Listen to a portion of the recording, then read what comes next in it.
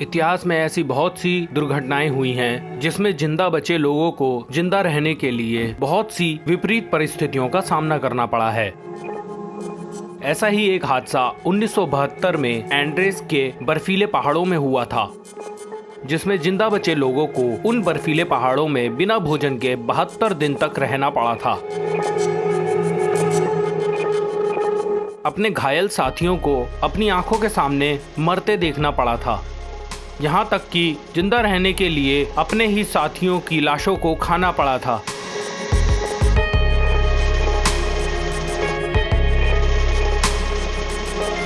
इतिहास में दुर्घटना 1972 एंडीज फ्लाइट डिजास्टर या मिरेकल ऑफ एंडीज के नाम से प्रसिद्ध है।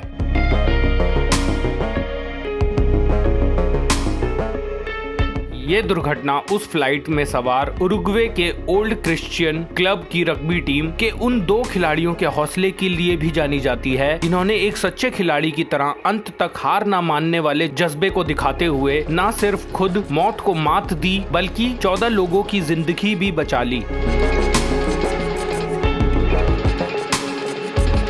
यह दर्दनाक हादसा हुआ था 13 अक्टूबर 1972 को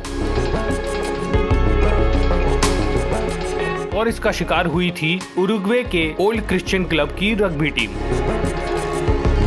टीम चिली के सैंटियागो में मैच खेलने जा रही थी। उरुग्वे एयरफोर्स का प्लेन टीम के सभी खिलाड़ियों व अधिकारियों के साथ उनके परिवार व मित्रों को लेकर एंडीज पर्वत के ऊपर से गुजर रहा था। प्लेन में कुल 45 लोग सवार थे। उड़ान भरने के कुछ देर बाद ही मौसम खराब होने लगा था। एंडीज के बर्फीले पहाड़ों में पायलट को कुछ नजर नहीं आ रहा था। करीब 14,000 फीट की ऊंचाई पर पायलट अपनी पोजीशन मिसजज कर गया और एक ही पल में एयरक्राफ्ट एंडीज पर्वत की एक चोटी से टकरा गया। जो एयरक्राफ्ट कुछ देर पहले हवा से बातें कर रहा था, दूसरे ही पल धू-धू कर जलता एंडीज पर्वत में गुम हो गया।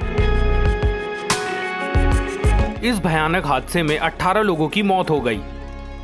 बाकी के 27 लोग जैसे तैसे बच तो गए, लेकिन एंडीज की हाड़ कपकपा देने वाली बर्फ के बीच जिंदगी उनके लिए मौत से भी बदतर साबित हो रही थी।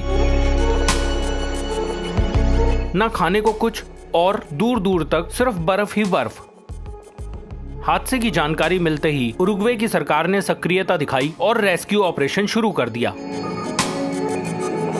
लेकिन प्लेन का रंग सफेद होने के कारण बर्फ से ढके एंडीज पर उसे ढूंढना घास के ढेर में सुई ढूंढने के बराबर था। लगभग 10 दिनों तक असफलता हाथ लगने के बाद 11वें दिन रेस्क्यू ऑपरेशन बंद कर दिया गया, क्योंकि सबका मानना यह था कि एंडीज के विषम मौसम में बिना खाना पानी के किसी का भी इतने दिनों तक जिंदा रहना मुश्किल है। उधर दूसरी तरफ बचे हुए 27 लोगों में से कुछ घायल लोग और मर गए थे। बाकी बचे लोगों ने अपने आसपास उपलब्ध भोजन को छोटे छोटे हिस्सों में बांट लिया ताकि वो ज्यादा से ज्यादा दिन तक चल सके। पानी की कमी को पूरा करने के लिए उन्होंने प्लेन में से एक ऐसे मेटल के टुकड़े को निकाला जो धूप में जल्दी गर्म हो सके। फिर उस पर बर्फ पिघलाकर पानी इकट्ठा करने लगे। इससे उनकी पानी की समस्या तो बिल्कुल हल हो गई थी, परंतु कुछ ही दिनों में भोजन समाप्त हो गया। अब अंत में कोई रास्ता नहीं दिखा तो इन लोगों ने अपने साथियों की लाशों को ही टुकड़े कर करके खाना शुरू कर दिया। एक झटके में आई मौत से बचे ये लोग अब असहनीय अंत की ओर बढ़ रहे थे। केवल 16 लोग ही अब जीवित बचे थे। हादसे के 60 दिन बीत चुके थे। मदद की कोई उम्मीद दिखाई नहीं दे रही थी।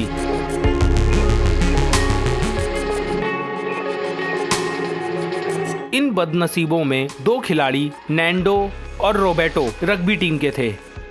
उन्होंने सोचा कि यहाँ पड़े पड़े मरने से अच्छा है कि मदद की तलाश में निकला जाए।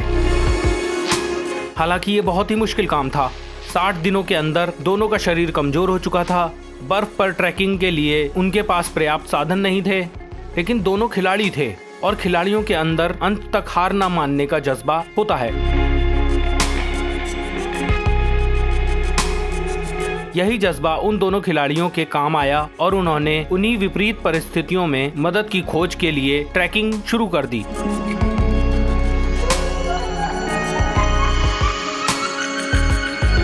पेरेडो और कैनेसा ने गजब का साहस दिखाते हुए 12 दिनों तक ट्रैकिंग की। अंत तक हार ना मानने का एक खिलाड़ी वाला जज्बा दोनों के काम आया और आखिर दोनों एंडीज पर्वत को हराते हुए चिली के आबादी वाले क्षेत्र में पहुंच गए।